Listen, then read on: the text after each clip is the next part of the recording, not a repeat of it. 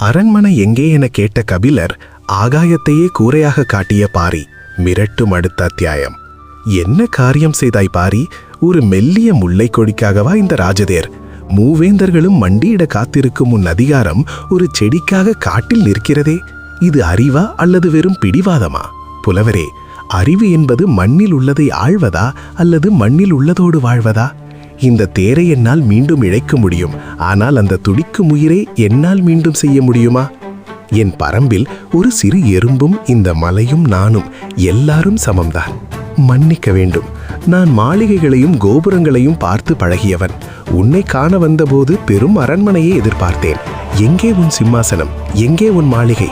அதோ மேகங்கள் வந்து முத்தமிடுகிறதே அந்த பாறை இடுக்கு, அதுதான் என் அரியாசனம்.